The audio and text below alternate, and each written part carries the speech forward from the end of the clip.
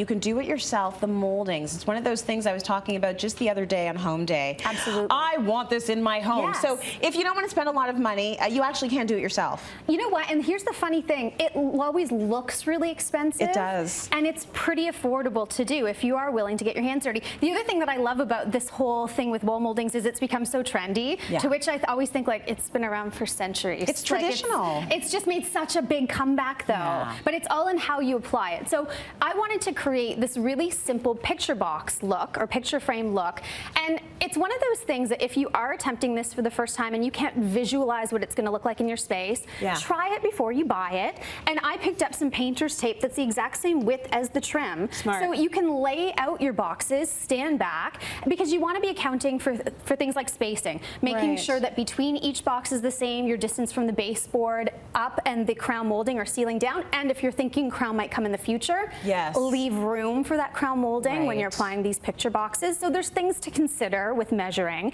And of course, after it's laid out, before you actually go and start applying the molding, you want to make sure that all of your lines are nice and straight and plumb. So you can see what I've done here is I've just added a line of chalk as a guideline, and actually we can rip this off. You can help me with that. And how I double checked my lines was by using a laser level. Now, laser levels are fantastic. The one thing about them though is they can be a little tricky if you're holding it on the wall and your one hand is utilized. So I found this great little gadget that actually attaches the base to the wall, and magnetically this baby sticks on. Smart. And now you have 360 degree spin radius. Oh my gosh. So I created my lower line. So that's the Stanley laser level? Yes, Well, exactly. you're going to love this. This is available at Lowe's and Canadian Tire, but you are all going to take one of those home. So try it out. They're awesome.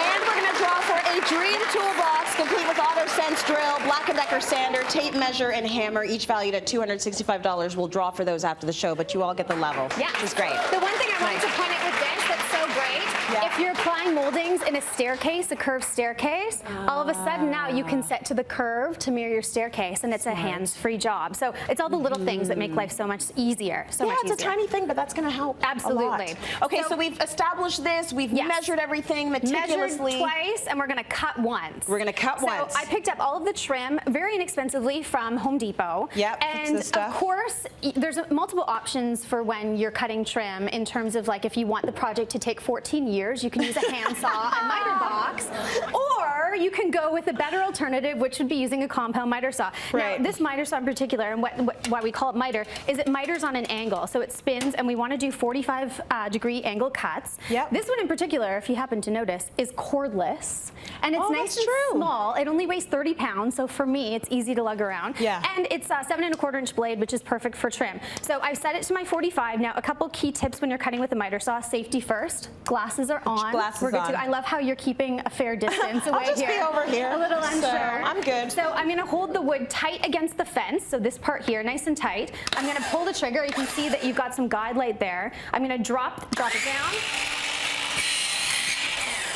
And then the key is to let the blade stop before you lift. And that way nothing will fly off if you're lifting the blade and it's still in motion. And you get a nice clean little cut there. So I've already cut. And the nice thing when you're doing something like panel molding is you can cut in kits. So if you notice, we've got like multiple pieces all the same size, cut them all at the same time. Really easy. And then you know you've got the right measurements. And you're always doing outside measurements. So actually, I'm going to put a quick bead of caulking on the back of this. Add a little bit on here. Okay, I'm going to pass that to you because you're going to need that in a second. And then I'm going to tack this in place. Now, the caulking is just to hold it in place, but then what we really need to do is nail it in properly. So hopefully that'll stick. Can I actually use your hand for a second if you want to give that a quick hold? And I'm using a cordless nailer, and you want to be very conscious of the gauge, which is the size of the hole it's going to fire through. The smaller the better. Make it small. Exactly, 18 to 23. And just don't put it through my finger, and we should be good. There we go. We've got a couple that should stay up. Now, once you've got all the trim in, the last step. What do I do with this? I just like. You look like fierce. how it feels. You just want to like do something. Well, I'll tell you what you can do. You want to put a bead on the inside and outside corners, and it helps. Does that mean I go all the way down like this? All the way, all the way. And then the best tool in my toolkit when you're doing something like this is your finger. You go back in, and it doesn't matter if it looks kind of mushy there, because then you go back in with a damp cloth and wipe it away. Oh, nice. And honestly, the caulking makes the world of difference, makes it look so finished and crisp and perfect. And then you add a fresh coat seal of that paint. whole thing in, and then look at how this looks. When you paint it at the wall, that is so good, and this did not cost a lot of money.